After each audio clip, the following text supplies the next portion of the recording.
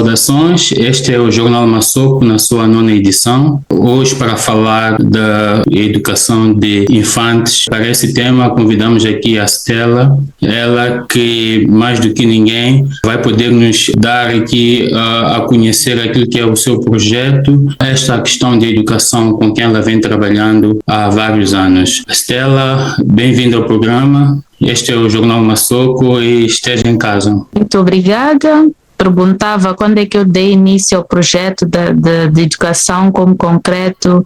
Eu comecei a partir de Moçambique. Quando começa a dedilhar, não é, o piano pela primeira vez? Comecei a tocar aos meus 5 anos de idade. Na Escola Nacional de Música não se pode entrar, ou não se podia entrar na altura até os 8. Então a minha mãe teve a iniciativa de pagar uma professora particular, que também era afiliada à Escola de Música, mas deu-me aulas particulares em casa dela, porque ela tinha o piano. E por acaso essa professora é conhecida, é Isabel Mabote, infelizmente falecida agora. Ela faleceu acho que há 1 ou 2 anos atrás, se não me falha a memória. Então foi ela que começou a fazer crescer o gosto pelo piano, pela música. Deu-me bases mais que fundamentais para eu poder depois ingressar na escola de música aos meus 8 anos. Tá certo. E de lá para cá, para além de ser pianista, a Stella participou em algum concurso público ou a nível da escola?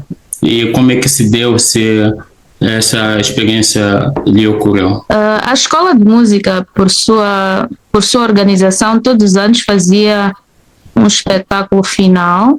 Eu quero acreditar, porque já passou muito tempo, que era sempre em novembro, outubro, por ali, nos últimos meses do ano, que coincidia mais ou menos com o término escolar.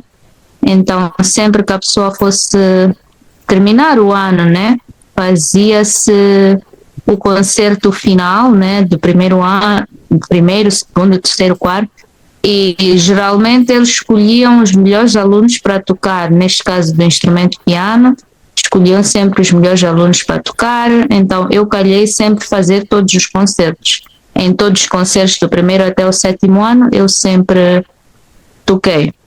Fazia um solo, né, porque assim tu podias fazer um solo e depois tinhas aquelas partes onde podias tocar em grupo ou cantar, ou tínhamos também o canto coral, tínhamos dança tradicional, que era ensinado pela professora Laura, eu acho que ela ainda ensina, se não me falha a memória, ela ainda é viva, então. E depois tinha também aqueles outros instrumentos que eram tocados em grupo, tipo flauta doce, e a flauta doce era também, tipo, era um grupo, né, 5, 6, 8, 10 alunos. Entretanto, no meio do ano, durante o ano, a escola também promovia pequenas coisas que faziam cooperações com várias organizações. Uma delas foi o Moja. Eu participei, acho que nos 2 primeiros ou nos 3 primeiros Mojas, que a gente às vezes fazia o acampamento em Moçambique, às vezes na África do Sul. Outras pessoas tiveram a oportunidade também de ir à Noruega. E tivemos também uma cooperação com a Finlândia, que chamávamos Filambique. Então, estudantes da Academia Sibelius Academy vinham, davam-nos aula de orquestra, que era uma coisa que a escola de música não tinha na altura. Exato. Então faziam aquela coisa das orquestras, eu era sempre a pianista e os outros tocavam outros instrumentos, então fazia-se uma orquestra, ficava muito bonita. E essas cooperações também permitiram para que nós ganhássemos mais gosto pela música e pela arte de tocar. Tocar em orquestra é muito bom.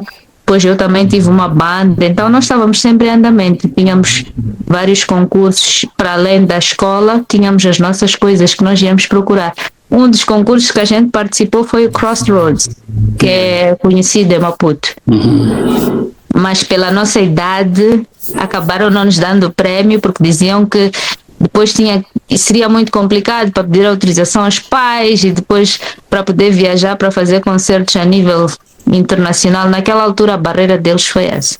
Exato. E falando nisso, acha que em algum momento, para além da Stella, outros pianistas ou pessoas que têm paixão por outros instrumentos de música, enquanto jovens ou adolescentes, né, na pré-adolescência, vendo um limite para os seus sonhos por causa desta barreira que a Stella mencionou? Eu vou falar por nós, do meu grupo.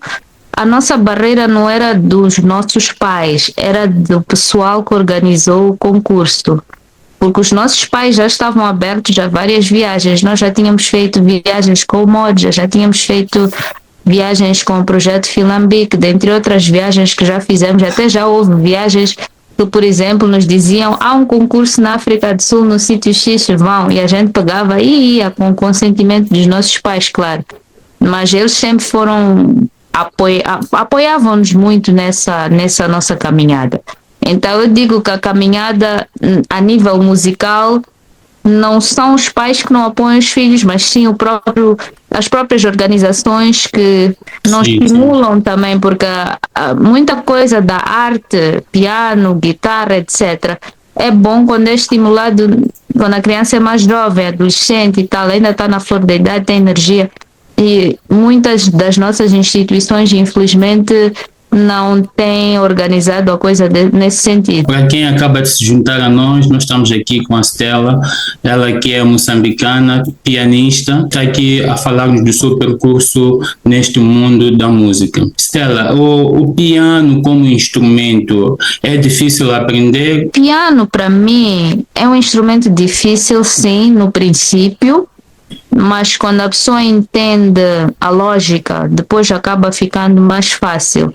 Claro que depois a pessoa aprende músicas, o nível de dificuldade vai aumentando à medida que tu vais aprendendo uma música nova e depois vais aprendendo compositores novos. Exato. Por exemplo, se a gente comparar o Bach com o Chopin, são níveis diferentes. O Bach está no período barroco e o Chopin está no período romântico, mas o Chopin já tinha melodias mais complexas. Então eu não posso pôr um aluno principiante a tocar Chopin sem passar de alguns compositores que vão lhe dar uma técnica básica para chegar lá. Mas isso não quer dizer que seja difícil, que ele vai aprendendo cada música e cada música é difícil sempre no princípio. Até para mim que sou professora ainda posso pegar uma música e estudar e dizer, essa música é difícil, mas depois à medida que vou praticando 2, 3, 4, 5 vezes a música fica fácil. Então sim, o piano, para responder a sua pergunta, o piano é difícil, mas não é impossível. E é um instrumento que eu recomendo a muita gente que aprenda primeiro, porque é um instrumento que te dá a base para entender todos os outros instrumentos. Um pianista tem a habilidade de ser autodidata para tocar qualquer outro instrumento. Não sei se acontece mesmo com os guitarristas, mas com os pianistas é mais fácil a transição. Por isso é que mesmo na escola de música, ou em todas as escolas de música, não só em Moçambique, como aqui nos Estados Unidos e outros países do mundo, sempre que a pessoa vai a começar, fazem com que tu comeces com o piano, com a teoria musical e o piano. Então depois, mais à frente, tu escolhes já os outros instrumentos que queiras aprender. Exato. E uma curiosidade, talvez essa até é uma questão já mesmo particular. Existe assim uma grande diferença entre o piano e o keyboard? Ou seja, como é que chamam isso em outro nome? O teclado? O teclado, sim. A diferença é que o piano é acústico e o teclado é eletrônico, né? Mas as teclas são as mesmas.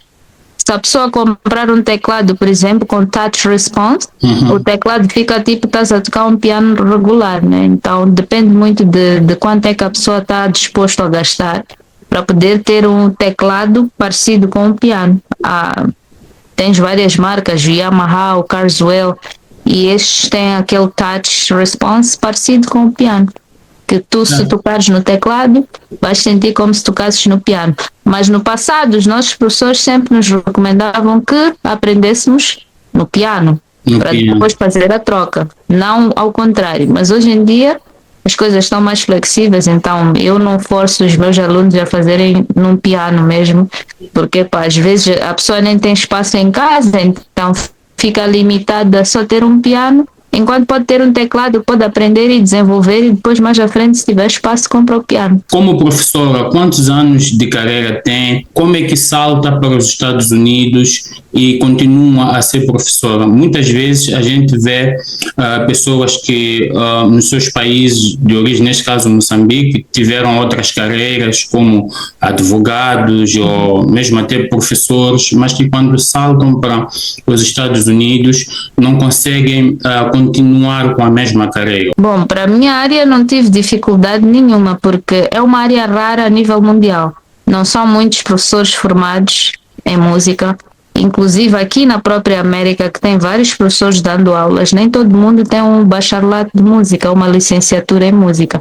E eu fiz a minha licenciatura na Unisa, numa altura que ainda não havia licenciatura na UEM, ou estava para começar, ainda estavam a organizar, então eu fiz na África do Sul, fiz uma parte na Unisa e uma parte na Universidade de Durban, terminei e, aliás, eu já vinha dando aulas antes da universidade, porque eu tenho 23 anos como professora. Quando eu estava a fazer a escola de música, eu estava já a dar aulas, porque para ganhar experiência mesmo. Nos primeiros anos não era fácil, mas a pessoa vai praticando, aquela coisa da prática, tu aprendes, fazes um erro aqui hoje, amanhã vais fazendo um erro ali. Eu tomava muito notas para saber, ok, nesta vez este aluno não aprendeu assim ou não funcionou muito bem, então eu tinha que tentar me superar para uma próxima, para que a pessoa aprendesse bem. Nem sempre a pessoa continuava, às vezes era outra pessoa, então eu já sabia, ok, este erro não posso cometer, vou fazer desta forma. Então, a minha prática, o meu método foi melhorando dessa forma, porque eu tenho o meu método. Então, por isso é que muita gente acaba, quando me conhece, contrata, me recomenda, porque é do tipo, veem que não, a criança aprende muito rápido, porque eu fui errando no princípio, nos primeiros anos, mas depois eu desenvolvi uma prática ou uma forma de ensinar que permitia ou permite ao aluno que aprenda em muito menos tempo do que antes, né? Então, a transição de Moçambique para aqui foi simples, né? Cheguei aqui, procurei clientes e comecei a trabalhar. E montei a empresa. Na altura, era em Connecticut, então depois eu fiquei 3 anos em Connecticut, depois fui para Utah e agora estou aqui. E como sabes, em cada estado a pessoa tem que registrar sempre uma nova empresa. Sim, sim. Porque as regras são diferentes, não é muito fácil só pegar a LLC de um estado e mudar. Então é por aí que eu depois acabei registrando primeiro uma LLC em Connecticut, depois fui para Utah e agora estou aqui e registrei uma LLC que também vou transformar em non-profit, que é sem profit. Sim, como é que sem fins lucrativos. Sem fins lucrativos, que eu quero fazer das duas formas, porque a minha intenção é apanhar as camadas desfavorecidas também, que queiram aprender música, porque tem-se muitos talentos dos dois lados. Então, não só para os Estados Unidos, mas no futuro também para Moçambique, porque é uma área muito fraca no nosso país, então requer muita atenção e carinho da nossa parte. Muito então, a transição foi mais ou menos assim, não foi difícil, embora quando eu cheguei muita gente dizia que eu estava maluca porque eu não ia conseguir dar aulas, mas para todas essas pessoas que diziam isso, o contrário. É certo. E para quando, já agora falando das técnicas que a Stella usa para poder ministrar as suas aulas, e para quando é que vai trazer-nos uma brochura ao seu público-alvo e para o mundo também poder ter um livro, alguma coisa que mostra este carisma, este profissionalismo que a Stella tem com a música no geral? Bom, esse projeto é para ontem. Já tinha que existir, porque eu já tenho, sem exagero, 7 livros na minha cabeça por escrever. Mas pelo menos já iniciei que é pôr o livro no papel, neste caso, porque está sempre na minha cabeça. Então, há algumas coisas que eu vou ensinando que já está lá, então eu só vou... Às vezes os pais dizem, mas onde é que está o livro? Tipo, né? Então eu vou ensinando da minha cabeça, mas o projeto é urgente e eu pretendo mesmo transfigurá-lo para o livro. Aliás, eu tenho um livro manuscrito, então agora só estou a fazer a transição para escrever e poder vender nas diversas plataformas digitais, a Amazon sendo uma delas.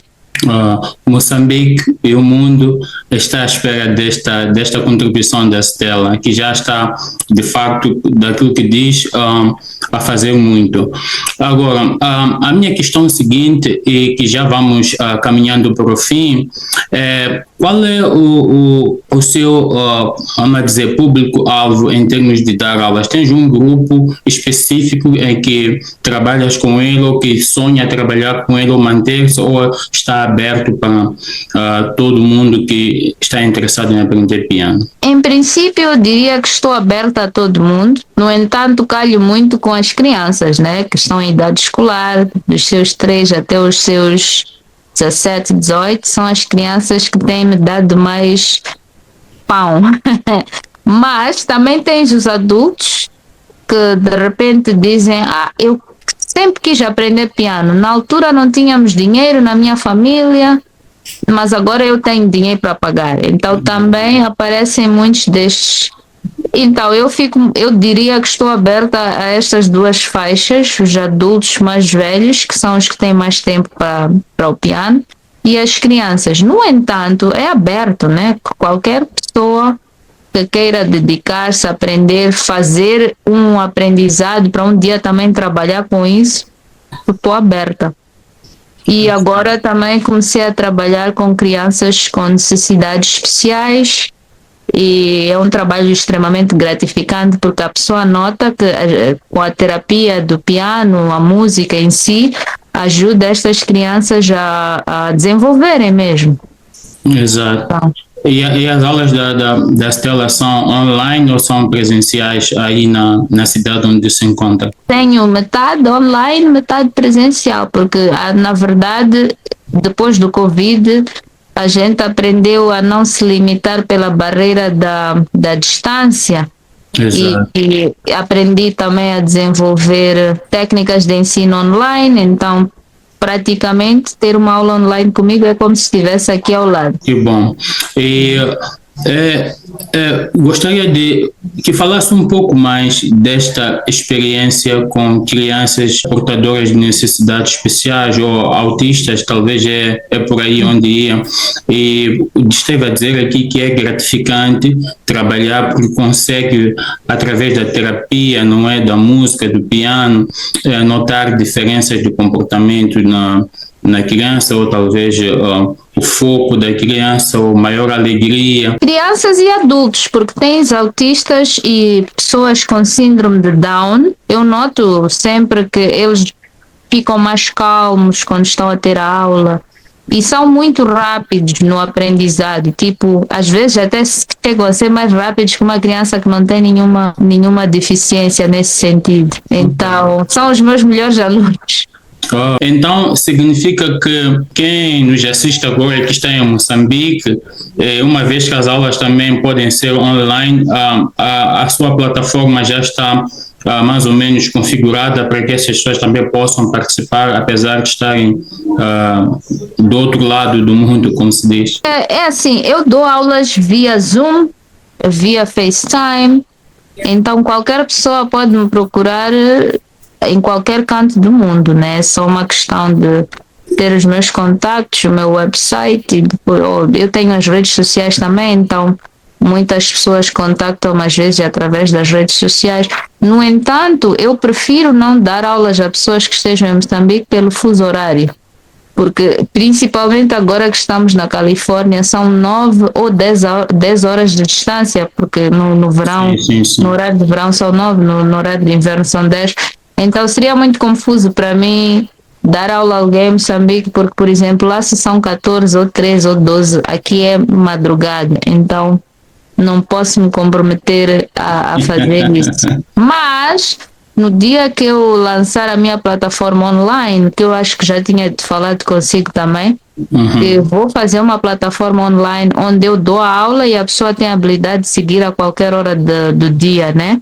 Aí eu posso abrir espaço para as outras pessoas e ficar uma situação de, por exemplo, se a pessoa quer fazer uma consultoria que não entendeu algo realmente numa das aulas e precisa da minha ajuda, aí a gente marca Mas seriam situações isoladas, né? Porque a pessoa já tem a aula ali e já está lá. Mas pronto, nem sempre tudo é percebido através da aula, então a pessoa poderia contactar-me e dizer, olha, aqui eu não entendi, peço uma aula, né? Assim, ao vivo.